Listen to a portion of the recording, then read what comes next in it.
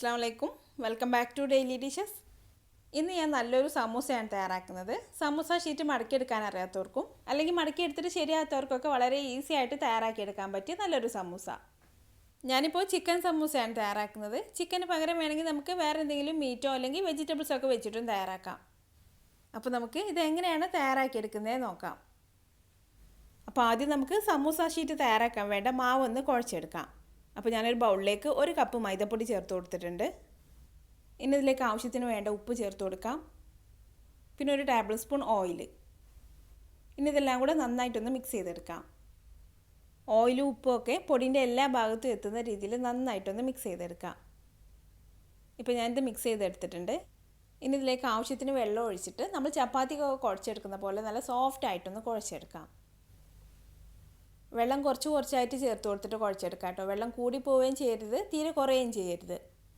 നമ്മൾ ചപ്പാത്തിക്കൊക്കെ കുഴച്ചെടുക്കുന്ന പോലെ അത്രയും വെള്ളം ചേർത്തിട്ട് തന്നെ കുഴച്ചെടുത്താൽ മതി. ഇപ്പോൾ ഞാനിത് നന്നായിട്ട് കുഴച്ചെടുത്തിട്ടുണ്ട്. മാവ് ഇപ്പോൾ നല്ല സോഫ്റ്റായി വന്നിട്ടുണ്ട്. ഇനി നമുക്ക് ഇതിലേക്ക് വേണ്ട മസാല ഒക്കെ തയ്യാറാക്കുന്നത് വരെ ഇതൊന്ന് മൂടി വെച്ച് കൊടുക്കാം. ഇനി നമുക്ക് സമൂസയിൽ ഫില്ലിങ്ങിന് വേണ്ട മസാല തയ്യാറാക്കാം. അപ്പോൾ ഞാനൊരു പാത്രം ചൂടാവാനായിട്ട് വെച്ചിട്ടുണ്ട്. ഇതിലേക്ക് ഒരു 2 ടേബിൾ സ്പൂൺ ഓയിൽ ചേർത്ത് കൊടുക്കാം. ഓയിൽ നന്നായിട്ടൊന്ന് ചൂടായി വന്ന അതിലേക്ക് 3 സവാള ചേർത്ത് കൊടുക്കാം. ഇനി നമുക്ക് ഈ സവാള ഒന്ന് വഴറ്റിയെടുക്കണം. അപ്പോൾ സവാള പെട്ടെന്നൊന്ന് വഴന്ന് വരാൻ വേണ്ടി ഞാൻ ഇതിലേക്ക് കുറച്ച് ഉപ്പും കൂടെ ചേർത്ത് കൊടുക്കുന്നുണ്ട്. ഇനി നമുക്ക് സവാള വഴറ്റിയെടുക്കാം. ഇപ്പോൾ സവാളയൊക്കെ ഒന്ന് വഴന്ന് വന്നിട്ടുണ്ട്. ഇനി ഇതിലേക്ക് 1 ടീസ്പൂൺ വെളുത്തുള്ളി ചതച്ചത് ചേർത്ത് കൊടുക്കാം. പിന്നെ 1 ടീസ്പൂൺ ഇഞ്ചി ചതച്ചത്, പിന്നെ 1 പച്ചമുളക് ചെറുതായിട്ട് കട്ട് ചെയ്തും കൂടെ ചേർത്ത് കൊടുക്കുന്നുണ്ട്. ഇനി നമുക്ക് ഈ ഇഞ്ചിൻ്റെയും വെളുത്തുള്ളിൻ്റെയൊക്കെ ഒരു പച്ചമണം മാറി വരുന്നവരെ നന്നായിട്ടൊന്ന് വഴറ്റിയെടുക്കാം. ഇപ്പോൾ ഇഞ്ചിയും വെളുത്തുള്ളിയൊക്കെ നന്നായിട്ട് വഴന്ന് അതിൻ്റെ പച്ചമണമൊക്കെ ഒന്ന് മാറി വന്നിട്ടുണ്ട്. ഇനി ഇതിലേക്ക് 1/2 ടീസ്പൂൺ മഞ്ഞൾപ്പൊടി ചേർത്ത് കൊടുക്കാം. പിന്നെ 1 ടീസ്പൂൺ മുളക് പൊടി ചേർക്കുമ്പോൾ നമ്മളൊരു എരിവിനനുസരിച്ച് ചേർത്ത് കൊടുക്കാം. പിന്നെ 1/2 ടീസ്പൂൺ ഗരം മസാല. ഇനി നമുക്ക് ഈ മസാലകളെല്ലാം ഇതിൽ നന്നായിട്ടൊന്ന് മിക്സ് ചെയ്തെടുക്കാം. ഇപ്പോൾ മസാലകളെല്ലാം ഇതിൽ നന്നായിട്ട് മിക്സായി വന്നിട്ടുണ്ട്. ഇനി ഇതിലേക്ക് നമുക്ക് ചിക്കൻ ചേർത്ത് കൊടുക്കാം. ചിക്കൻ ഞാൻ ആദ്യം തന്നെ കുറച്ച് ഉപ്പും മഞ്ഞൾപ്പൊടിയും ചേർത്തൊന്ന് വേവിച്ചെടുത്തിട്ട് എല്ലൊക്കെ മാറ്റിയ ശേഷം ചെറുതായിട്ടൊന്ന് ഷ്രെഡ് ചെയ്തെടുത്തിട്ടുണ്ട്. അത് ഇതിലേക്ക് ചേർത്ത് കൊടുക്കാം. ചിക്കൻ മിക്സിയിലിട്ട് പൊടിക്കേണ്ട ആവശ്യമില്ല കേട്ടോ. കൈ വെച്ചിട്ട് ഇതുപോലെ ഒന്ന് ചെറുതാക്കി എടുത്താൽ മതി. ഇനി നമുക്ക് ചിക്കൻ ഉതിയിലിട്ട് നന്നായിട്ടൊന്ന് മിക്സ് ചെയ്തെടുക്കാം. നന്നായിട്ടൊന്ന് മിക്സ് ചെയ്തെടുത്തിട്ട് ഉപ്പൊക്കെ നോക്കിയിട്ട് ആവശ്യമുണ്ടെങ്കിൽ ചേർത്ത് കൊടുക്കാം. നമ്മൾ സവാള വഴറ്റിയെടുക്കുമ്പോൾ കുറച്ച് ഉപ്പ് ചേർത്തിട്ടുണ്ട്. പിന്നെ ചിക്കനും ഉപ്പ് ചേർത്തിട്ടാണ് വേവിച്ചെടുത്തിട്ടുള്ളത്. അപ്പോൾ ഒന്ന് നോക്കിയിട്ട് ഉപ്പ് ആവശ്യമുണ്ടെങ്കിൽ ചേർത്ത് കൊടുക്കാം. ഇപ്പോൾ ചിക്കനും മസാലയിലിട്ട് നന്നായിട്ടൊന്ന് വഴറ്റിയെടുത്തിട്ടുണ്ട്. ഇനി ഇതിലേക്ക് കുറച്ച് മല്ലിയിലയും കൂടെ ചേർത്തൊന്ന് ഇളക്കി കൊടുത്ത ശേഷം നമുക്ക് തീ ഓഫ് ചെയ്യാം. ഇപ്പോൾ നമ്മുടെ സമൂസക്ക് വേണ്ട മസാല റെഡി ആയിട്ടുണ്ട്. ഇനി നമുക്ക് തീ ഓഫ് ചെയ്യാം. ഇനി ഇത് ചൂടാറി വരുന്ന സമയം കൊണ്ട് നമ്മൾ കുഴച്ച് വെച്ചിട്ടുള്ള മാവ് വെച്ച് സമൂസക്ക് വേണ്ട ഷീറ്റ് തയ്യാറാക്കാം. മാവ് ഇപ്പോൾ കുറച്ചും കൂടി ഒന്ന് സോഫ്റ്റ് ആയിട്ടുണ്ട്. അതൊന്ന് ചെറുതായിട്ടൊന്ന് കുഴച്ചെടുക്കാം. ഇനി ഇതൊന്ന് ഉരുട്ടിയെടുത്ത ശേഷം ഒരേ വലുപ്പത്തിലുള്ള 4 പീസായിട്ടൊന്ന് കട്ട് ചെയ്തെടുക്കാം.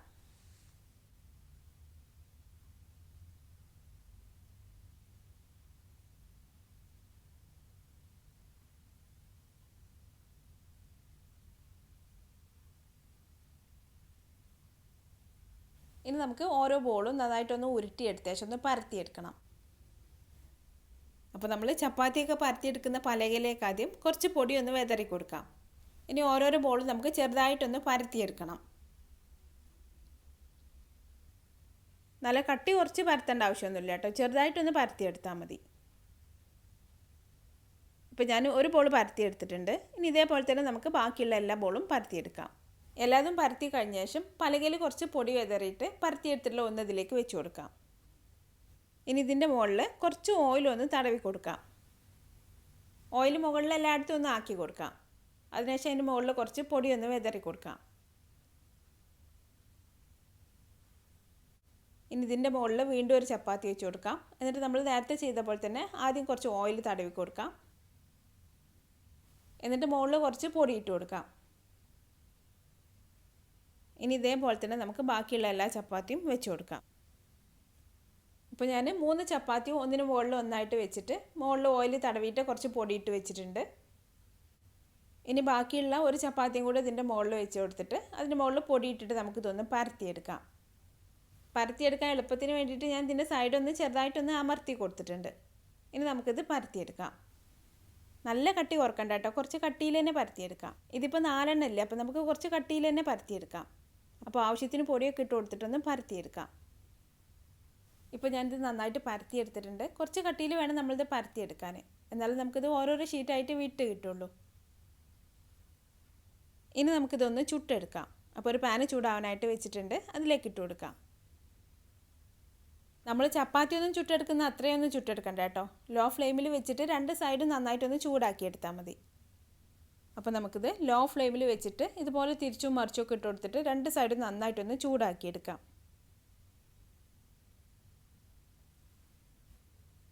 ഇപ്പോൾ ഇതിൻ്റെ 2 സൈഡും നന്നായിട്ട് ചൂടായി ചെറുതായിട്ടൊന്ന് കളറ് മാറി തുടങ്ങിയിട്ടുണ്ട്. ഇനി നമുക്ക് തീ ഓഫ് ചെയ്തിട്ട് ഇത് ഈ പാനിൽ നിന്ന് മാറ്റി കൊടുക്കാം.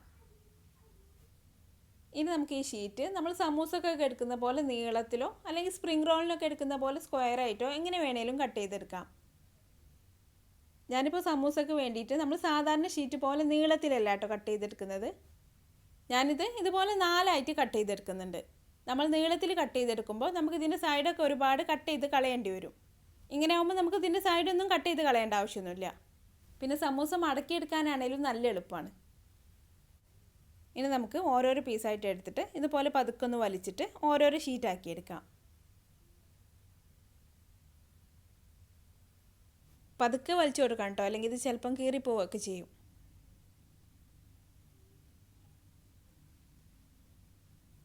ഇപ്പോൾ നല്ല കട്ടി കുറഞ്ഞ ഷീറ്റായിട്ട് കിട്ടിയിട്ടുണ്ട്. ഇനി നമുക്ക് ഓരോന്ന് ഇതുപോലെ വേർപ്പെടുത്തി വെക്കാം.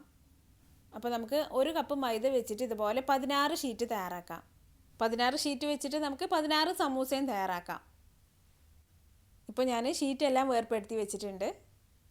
ഇനി നമുക്ക് സമൂസ തയ്യാറാക്കാം. അപ്പോൾ ഇത്രയും ഷീറ്റ് ആവശ്യമില്ലെങ്കിൽ കാറ്റൊന്നും തട്ടാത്ത രീതിയിൽ ഒരു സിപ്പ് ലോക്ക് ബാഗിൽ എന്തെങ്കിലും ആക്കിയിട്ട് ഫ്രീസറിൽ വെച്ച് കൊടുത്താൽ മതി.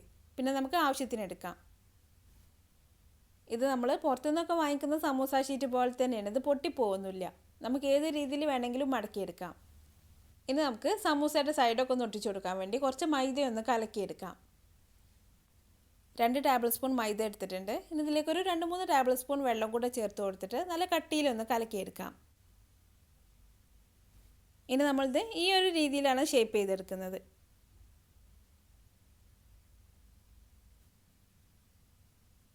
അപ്പോൾ നമുക്ക് ഇതിൻ്റെ ഈ ഒരു പകുതി ഭാഗത്ത് കുറച്ച് മൈദ തേച്ച് കൊടുക്കാം.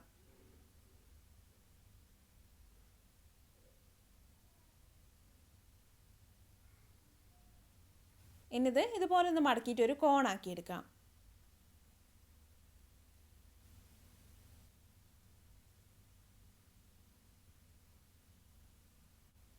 ഇനി ഇതിൻ്റെ ഉള്ളിൽ നമുക്ക് മസാല വെച്ച് കൊടുക്കാം.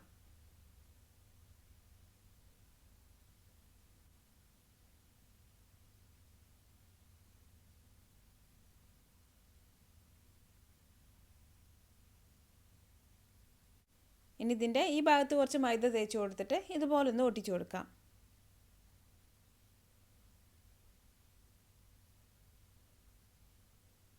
ഇപ്പോൾ നമ്മൾ ഒരു സമൂസ നല്ല ഈസി ആയിട്ട് മടക്കിയെടുത്തിട്ടുണ്ട്. ഇനി ഇതേ രീതിയിൽ നമുക്ക് ബാക്കിയുള്ളതെല്ലാം മടക്കിയെടുക്കാം. ഞാനിപ്പോൾ ഒരു 10 ഇതുപോലെ മടക്കി റെഡിയാക്കി വെച്ചിട്ടുണ്ട്. ബാക്കിയുള്ള ഷീറ്റ് നമുക്ക് നന്നായിട്ടൊന്ന് കവർ ചെയ്തിട്ട് ഫ്രീസറിൽ വെച്ച് കൊടുക്കാം. ഇനി നമുക്കിത് ഫ്രൈ ചെയ്തെടുക്കാം. അപ്പോൾ ഫ്രൈ ചെയ്തെടുക്കാൻ വേണ്ടി ഞാനൊരു പാനിലേക്ക് കുറച്ച് ഓയിൽ ഒഴിച്ച് കൊടുത്തിട്ടുണ്ട്. ഓയിൽ നന്നായിട്ടൊന്ന് ചൂടായി വന്ന ശേഷം സമൂസ ഇതിലേക്ക് ഇട്ട് കൊടുത്തിട്ട് തിരിച്ചും മറിച്ചൊക്കെ ഇട്ട് കൊടുത്തിട്ട് നല്ലൊരു ഗോൾഡൻ കളറാവുന്നവരെ നമുക്കിത് ഫ്രൈ ചെയ്തെടുക്കാം. ഇതിനി പെട്ടെന്ന് കളറ് മാറി നല്ലൊരു ലൈറ്റ് ഗോൾഡൻ കളറായി തുടങ്ങും. അപ്പോൾ നമുക്കിത് ഓയിൽ നിന്ന് മാറ്റി കൊടുക്കാം. ഇതിപ്പോൾ റെഡി ആയിട്ടുണ്ട്. ഇനി നമുക്കിത് ഓയിൽ നിന്ന് മാറ്റാം. ഇപ്പോൾ ഞാൻ സമൂസ എല്ലാം ഫ്രൈ ചെയ്ത് വെച്ചിട്ടുണ്ട്. കാണുമ്പോൾ തന്നെ അറിയാൻ പറ്റും നല്ല ക്രിസ്പി ആയിട്ടാണ് ഇതിരിക്കുന്നത്. ഇതിലേക്ക് വേണ്ട മസാല നമുക്ക് ചിക്കന് പകരം വെജിറ്റബിൾസ് വെച്ചിട്ടോ അല്ലെങ്കിൽ മുട്ട വെച്ചിട്ടോ ഒക്കെ തയ്യാറാക്കാം. അപ്പോൾ നിങ്ങൾ ഈ രീതിയിലൊന്ന് സമൂസ തയ്യാറാക്കി നോക്കിയിട്ട് അഭിപ്രായം എന്നെ കമൻറ്റിലൂടെ അറിയിക്കാൻ മറക്കരുത്. നിങ്ങൾക്ക് എൻ്റെ വീഡിയോ ഇഷ്ടമായാൽ ലൈക്ക് ചെയ്യാനും ഷെയർ ചെയ്യാനും കമൻറ്റ് ചെയ്യാനൊന്നും മറക്കരുത്. പിന്നെ അതുപോലെ ഈസി ആയിട്ടുള്ള റെസിപ്പികൾക്കായി ഈ ചാനലൊന്ന് സബ്സ്ക്രൈബ് ചെയ്തേക്കണേ.